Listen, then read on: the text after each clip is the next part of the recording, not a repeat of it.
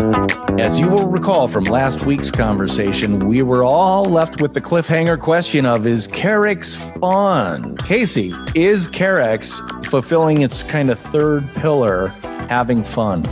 Turns out it was all true, DP. We had a ton of fun over the past week, and here we are. It is. We do try to have fun, and I think that's important, right? Anybody who says that's not important to them, either they're not telling the truth or probably not someone you want to work with, right?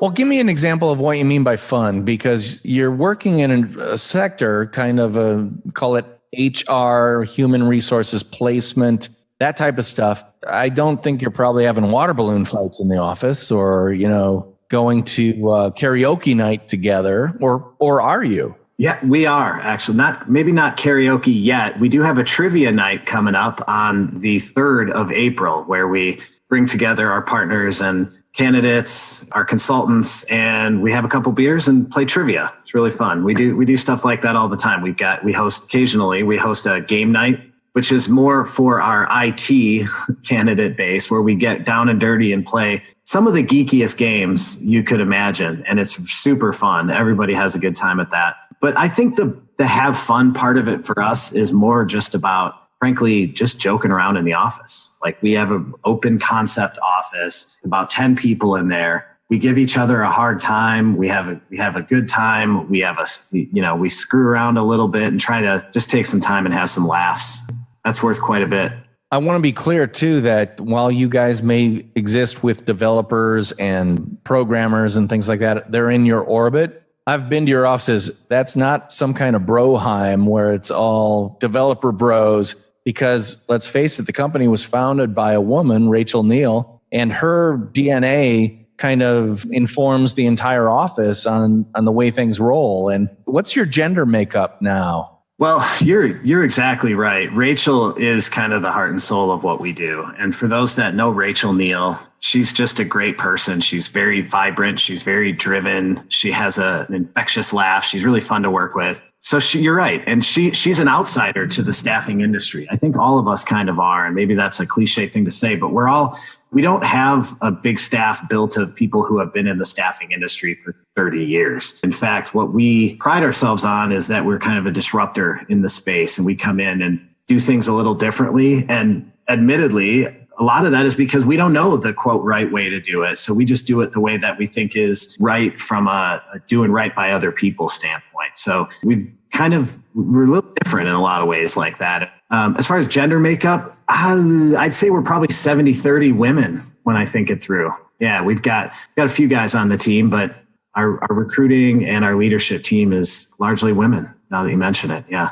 So what trends are you seeing when it comes to the way people are preparing themselves for the market when looking for a new position? Like, before you meet them, what have they done to get themselves ready for even just the first pass with you guys? I think that's one of the beauties of the market right now for a job seeker, is that you don't have to do all that much in order to get yourself in the game. I mean, unemployment is at historic lows, and especially people in the IT and project management sector that we work in are in very high demand. So if anything, we see people just coming to us looking for a conversation like, hey, I've been working at this company for a while. I'm getting a little bit of an itch. What's out there for me? And we usually start things off with a cup of coffee or a lunch. We just talk it through, get to know the person. So we don't say, hey, come to us with a pristine resume or bring a bunch of work samples or something like that. That isn't really needed right now. We just want to sit down and talk to people and get to know them. And then we can help them build up some of those tools and some of the sort of, the arsenal that they need to actually land the job. So I'm going to pull this back into the personal branding circle and say, so really all you're saying is you want people who know who they are and are being it, so you can have a conversation with them, find out who they are by the way they are, and then you're able to present them and also polish them as necessary toward any positions that you might have in mind that would be right for them. Is that true? Yeah, I think so. I mean, I don't even ask that someone comes fully formed. Like, if you don't know who you are, you're in pretty good company, right? These days, like, a lot of people have been working at the same place for X amount of years, and they know who they are within the context of that company or that organization that they've been working with. But that's part of the beauty of what we can do is we can say, you're actually a lot more than that. These skills, you're not just a business analyst in XYZ industry. You're actually kind of like an operations person in, this other industry. Or have you thought about looking at a sales role? Or they're just those kind of conversations. That's what's fun, is like helping people blossom a little bit, understand what could be rather than just what they have been doing. And then I think from there, it's a matter of polishing and helping to make their resume and their online profile and any work samples and the way that they dress and talk and approach the interview match that brand of what they want to be, right? Dress for the job that you want, kind of thing. That's a simple way to put it. So what kind of industries are you really finding the most success in placing people? For us, I think a lot of it is situational or circumstantial in that we do most of our business in Madison, which means that we do a lot of business in the insurance space because we have a lot of insurance companies in town. And I also think that our candidate base, we found that there's a good translation there from a healthcare IT background or from somewhere in that sphere into the insurance space, or just for whatever reason that we found that those skills translate really well. We do quite a bit in the healthcare space. We've got a lot of software partners, software as a service companies. Those are all really good markets for us. But, we've got a customer that's a dental group. It's completely random. It's a sort of a side business that we run, and we found success there too. So I talked earlier about not having our brand fully formed necessarily. That's part of it. We're still in a bit of an exploration phase right now, which is fun. Carex Consulting. Carex is spelled Carex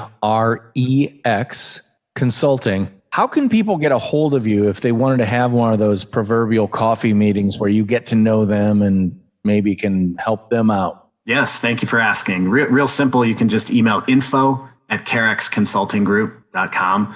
Visit our website. There are plenty of opportunities to click links there and get in touch with us. As far as our social media presence, that was one of the things coming into these conversations with you is I've noticed a lot of the people you podcast are truly experts in this area, personal branding and social media. Meanwhile, I kind of have my hat in my hand. I'm a bit of a student here. Like I'm no expert in this area. I want to get better. So I think as such, my personal social media is not where it could be. So don't go there. But Carex does a pretty decent job, and we're investing time and energy into making that better too. So hopefully, these conversations can help with that, DP. No pressure. Well, and the whole thing is I didn't have you on as an expert on social media or anything like that. I wanted to get your expertise as someone who deals with people from the outside, trying to fill roles in companies that are your clients. You have a different perspective on someone who comes in with a very clear idea on who they are, how they perform, what they want, versus someone who's kind of a flag in the wind that just blows wherever the wind's blowing. I mean, from my point of view, coming in with a certain clarity about the foundation of who you are is incredibly important. And one of the reasons I wanted to have you on was to test that idea, because I can think whatever I want. But if you're the guy who's actually placing people in companies and you think, nope, all you need is a resume on 8.5 by 11, I would love to know that, because that's part of the value of this podcast is having ideas tested. So I'm throwing that idea at you. Is it helpful to have a fully formed idea of who you are when coming into a conversation with you? Yeah, that's an awesome question. So I think it really depends a little bit on the job. What is it that you want to do? So if you want to do something that's pretty straightforward, and there are a lot of jobs out there, maybe a certain software engineer or an entry-level software tester or something like that, do you need a lot of flourish and branding and all that? Probably not. But we do a lot of executive and some little bit higher level searches for our client partners. And in those situations, absolutely, yes. Branding is really important for the candidate. So it's reputation, it's image, it's content that you have out there. I think you would agree those are all parts of your brand, right? Those are all. Oh yeah, they're the demonstration pieces that truly demonstrate who you are, what you do, and how you do it. Yeah, and that's something I want to focus on, is helping our candidates do better with that. One of the things we do that I think is pretty interesting and cool is that with certain partners, and I think at some point we'll roll this out to more of our client partners, is we have our candidates do a little video interview. We have a piece of software that we use. So if we get to know a particular hiring manager, we know what that individual looks for in candidates. We can ask you, DP, my candidate, answer these 3 questions on this video application. Get it till you get it right. Click delete, start over, get it right till you feel like it's representing who you are and what you're trying to put forward. And then we'll send it over. They can take a look at it, saves them the time of having to bring you in for an interview. They get to see your face, get a feel for how you speak, how you communicate, what kind of a person you are, at least on a surface level. And it's just a nice way to sort of grease the skids to get the process going. This episode of the Nonfiction Brand podcast is brought to you by Nonfiction Brandversity. It's a free Facebook group dedicated to the art and craft of personal branding, and we'd like to invite you. Just search Nonfiction Brandversity on Facebook and ask to join. You're in, guaranteed. I can't wait to see you on campus. Anyone who's listened to this podcast knows that I'm a huge fan of video because it engages more or less every sense in the human body other than touch and smell, right? And sometimes based on what you're seeing on camera, you can extrapolate what the smell might be. Sorry, had to go there. But the whole idea of demonstrating who you are via video, I think is going to be increasingly more and more used because it's so easy to do. I mean, everyone has a smartphone now with a camera that's better than or more powerful than the cameras that were used during the golden age of cinema. So the idea that you get out there on video is hugely important. I was at the University of Wisconsin, Don Stanley's class in the Life Sciences Communication Department, talking about Facebook Live to his students. And it was really interesting to see all these young people who are supposed to be absolutely fantastic on social kind of freaking out when I had a Facebook Live going. And friends of mine who happened to be at South by Southwest, who are from Australia, Skyped in during the Facebook Live, and I had a brief conversation with them. And they're like, "You can do that?" And I said, "Yeah, not only that, but what did it cost me for that? $0. Literally for nothing. I was able to get people from Australia who happened to be in Austin, Texas, giving me a report about South by Southwest in real time in a classroom. How cool is that? That's power. That's just incredible power. And one of the things I told those students was, if you're not doing this stuff, you're leaving money on the table. It's that old, you're leaving money on the table because the people who are doing it are going to pick up that money and run with it. Video, video, video. You may not like it. The sooner you can at least get comfortable looking into a camera and saying, "Hey, my name's DP Knudten and I'm looking for a job," you're really going to excel or you're going to have a leg up on other people. So get with video. It sounds like Carex is all over it already. We are. And personally, I need to get better at it myself. I look at guys like you and plenty of other people, even folks within Carex like Rachel, that are out there all the time putting their face forward along with their ideas. And I need to get better at that. I recognize the value of it. It's a hard thing to do, right? It's a scary door to open sometimes. Well, and not everybody is going to be doing everything right away, and you don't have to. All you have to do is start making steps in the right direction. And it was really delightful for me to see one of the students that I talked to yesterday has just put up her first Facebook Live video, and she's all excited about it and kind of tripping over her words, but she doesn't care because she's trying it. I'm like, number one, your mom is just going to be so happy to see you on camera and be so excited that you'll have something your mom will enjoy seeing. And if you get better at it, especially as a student coming out of college, if you have a video body of work that people can stumble upon via your LinkedIn page or other social media things, these are all windows into your brand, into your soul, into who you are, how you do things, and why people should hire you. To me, don't leave that video money on the table. Start doing it. It's going to feel weird at first, and the next one's going to be a little bit easier. It's like going to a club to work out. If you haven't gone to work out in a long time, you might pick up that 1 pound weight off the rack and be able to do 3 reps. Well, come the next day, maybe you get 5 reps, and then maybe you move to the 5 pound. And after a while, you get better and better and better. But you don't get better if you don't do. And by the way, back to our brand and culture discussion, culture, yes, it exists between people, but it also surrounds individuals. What is your personal culture? Is it a culture of performance? Is it a culture of relaxation? Is it a culture of kindness? All these things, they're part of your brand, and you get to demonstrate them. And one great way to demonstrate that part of your culture and your brand is via video, via social media, and the way you engage with people. You know, I've seen Rachel's stuff on LinkedIn frequently, and, you know, she's always charming. And by having her as a face for Carex, it answers a multitude of questions. And that first question is, what can I expect if I talk to you guys on the phone or over a cup of coffee? You see it before you even meet people. It makes it a lot easier to reach out and take that next step in your career when you know people on the other end are going to be approachable and just authentic, regular people. I mean, it's not just Rachel either. We've got our whole recruiting team does this series of videos that they call Kicking It with Carex. They're very low budget, man. That's a camera phone and simple backdrop, and they just chat about the topic of the day. And I think they're great. I mean, it's just they're unscripted mostly. They're just people talking. And I think it's a really cool thing that we do. It helps we have likable people on our team too.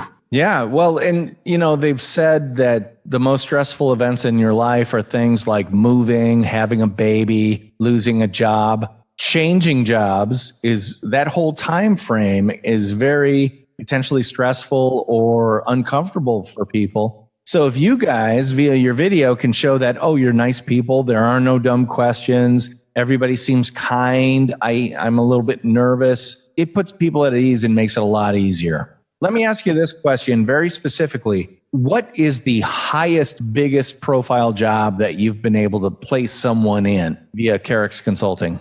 We've done a number of what I would call executive placements. So chief operating officer, chief human resource officer, chief people officer at varying size companies. And we've also worked with some big companies. We've worked on some executive searches as well and put some really good candidates forward. So we're not too, it's part of that exploration that I was talking about before, is that we're not too narrow. I mean, we'll really stretch and try to help our customer partners out.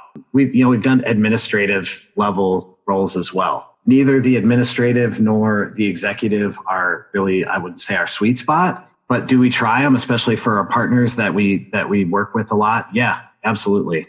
Let me ask you this question. Let's play out a scenario.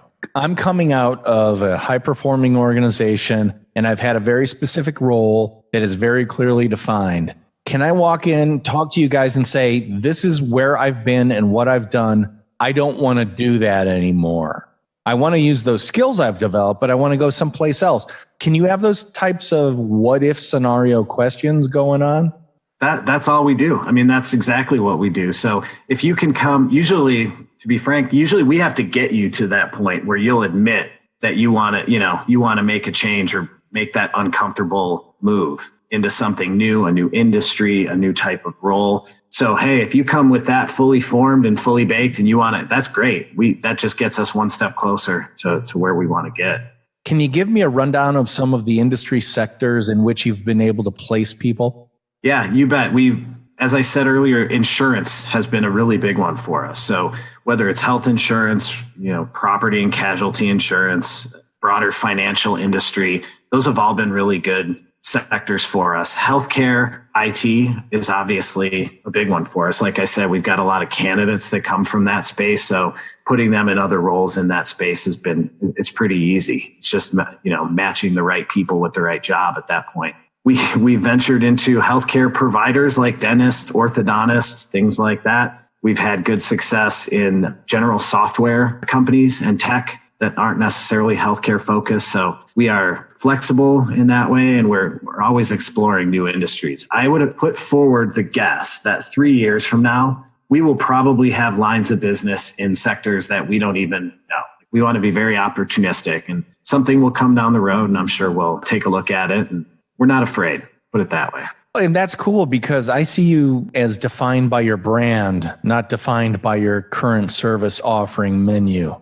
There's a difference, because if you're a restaurant, you can be a Greek restaurant one week and turn around and be an Italian the next week with most of the same food stuffs. All you have to do is pivot a little bit. You guys are kind of the restaurant of placement, which is we have the same skill set. We have the same culture, the same brand.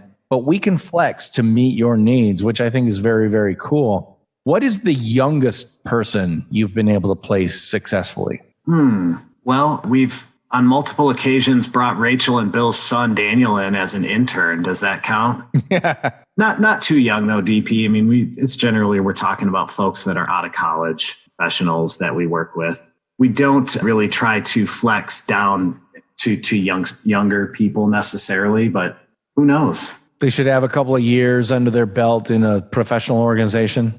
That's usually where we have the most success. Yeah, somebody who's out of school with a degree and a little bit of a feel for who they are and what their skills are. Now, that said, we've spent a fair amount of time talking to college students as well. We've been to some career fairs. We've been sponsors of hackathons and some of those kind of things where we've met a ton of really bright college kids that are either looking for internships or looking for full-time entry-level jobs. And that's certainly something that we want to get better at over time too, is building that out. Because even if we just build those relationships, what we found is that 2-3 years down the road, those are going to be our candidates. So if I can make friends with a college kid who is super smart and he's working on some neat projects or whatever it might be, and we can work with him and help him out one way or another, a couple years down the road, he's going to be our next software engineer that's getting placed at one of our partners. So what's the oldest person you've successfully placed? As you probably know, age is not a question that you ask of job candidates. I'm just trying to say, let me play out a scenario again, another scenario, because when you're in your 50s, let's say, you're coming out of a successful career, but things happen or you decide you want to make a change. Do you guys handle someone who might want to have a conversation about, hey, I've been doing this for a long time. I would really like to try something else, and they happen to be north of 50? Oh, of course. Yeah, of course. There's no issue there. We've worked with many people over 50. One of the things when you talk about branding actually is that there is an extra challenge for those folks that maybe a millennial candidate doesn't have. The millennial age bracket comes with a bit of a brand all on its own, right? Right. You know certain things about somebody by the cohort that they're in. It's a little tougher. You have to do a little bit of extra work to translate the skills of somebody who's quote unquote non-traditional, either because they're a little bit older or they've been out of the job market for a few years, or they started their own business. You know, maybe they started a yogurt shop for 5 years and now they want to get back into the insurance industry. Anything that's a little bit out of the norm, you have to just work a little bit on that brand, help them build their profile and understand what kind of a face they want to put forward. And Carex is open to that type of conversation? We're more than open to it. We love it. That's exactly what we enjoy doing. I mean, that's our whole business, DP, is just getting to know people and helping you as a candidate find the next great thing. And that's exactly what we like doing. Yeah. Well, you heard it straight from the president of Carex's mouth, Casey Liakos of Carex Consulting. Look up Carex online, Carex at carexconsultinggroup.com. And if you wanted to perhaps see if you could meet up with those guys, you said it was info at carexconsultinggroup.com. Yep. Or Casey at Carex Consulting Group. That'll work too. Well, that's very cool. And we're going to wrap up this episode. Thank you so much for being on the podcast. I'd love to remind everybody that I'd like to invite you to the Nonfiction Brandversity Facebook group. All you have to do is look up Nonfiction Brandversity on Facebook, ask to join the group, and you are in guaranteed. I'd also like you to consider, can you do me a favor? Go ahead and like, subscribe, recommend, and review this podcast because it'll help more people find it and definitely help me boost my personal brand, which is not an inconsequential goal of mine, to be honest. And once again, I'm DP Knudten, and he is Casey Liakos. And I'll be talking to you next time. Bye-bye.